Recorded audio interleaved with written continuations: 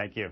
Joining me now is Robert Costa, CNBC contributor, Washington editor for the National Review, and a reporter who's as plugged in with the House Republican caucus as anyone I know. What is your reaction to both Steve Case's optimistic take coming out of the conference today, the statement by Boehner, and your conversations with folks that were in that meeting? What's your takeaway? I just got here from the Capitol, and what I'm seeing is this. I often feel like the press gets a case of Steve King fever. There's this sense that because the right flank of the Republican Party, especially in the House, is so vocal that they're somehow dominating the debate. But I really tried to read between the lines of today's meeting, and I heard this from Speaker Boehner. He wants to do something on immigration reform. Paul Ryan was quite vocal and positive in the meeting about immigration reform. And so I don't think they're ruling anything out. I don't think they're ruling out a path to legalization. I think this is going to be a long process, but I wouldn't say it's dead. That's very interesting. So Steve Case just made the optimistic case, and I have been making the optimistic case throughout, and other people said I'm crazy.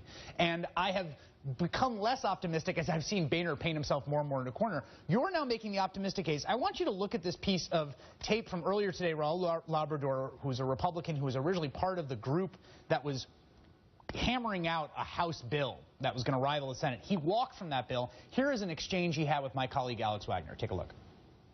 You have a bill that was put together by John McCain and Lindsey Graham and the U.S. Chamber of Commerce, and you're going to blame Democrats?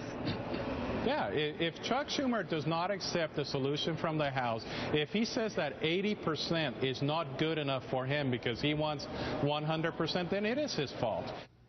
Okay, do Republicans actually believe that they can kill this or walk away from it and actually blame the Democrats? Have they convinced themselves that they are not going to bear the brunt of the wrath of a lot of angry people in this country if this thing dies? Look, there's a real political reason to pass immigration reform. You mentioned the statistic of President Bush's 2004 margin. But I think when you look at that exchange with our Congressman Labrador, you see a lot of Republicans almost paralyzed by fear that the administration and the Senate Democrats are playing a political chess game, and that this immigration reform package coming out of the Senate with 11 million people perhaps becoming new citizens is going to benefit the Democrats long term. And that really spooks a lot of Republicans in the House, and that's causing a lot of this undercurrent of dissent. So where are the pressure points? I mean, if you are well sourced with these men and women.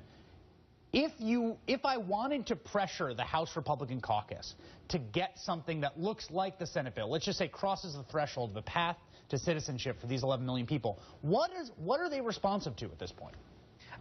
I think they're trying to test the Senate and the administration right now by trying to slow walk immigration reform. If you're a Democrat now, and I'll put myself in the administration's shoes, I'd almost try to play the House's game. The House is trying to really extend this process, see how far the administration and the Senate Democrats are willing to go, and maybe try to get this to conference, because if you're really on the right or left and you support immigration reform, if this can get to a conference committee, it has a chance, it has life. It just has to get to that point. So the point is you just get something out of that House, send it to conference, and then make them vote on that. Robert Costa from the National Review, thank you so much.